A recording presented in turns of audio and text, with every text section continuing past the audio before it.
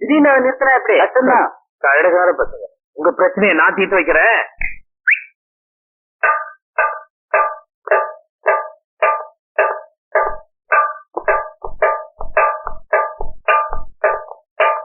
நீதான் கேண்டீன் புது கான்ட்ராக்ட். என்ன விஷயம்? இனிமே கேண்டீன்ல கடன்ல கேஷ் தான் சொன்னீங்களாமே? ஆமா, அதுக்கு என்ன இப்போ? சார், இது தொழிற்சாலை இல்ல, காலேஜ். காலேஜ்ல படிக்கிறவங்களுக்கு மாசம் முதல் வாரத்துலதான் மணி ஆர்டரே வரும். அதனால நீங்க பழைய பழக்கத்தை மாத்தாம கணக்கு வச்சுக்க.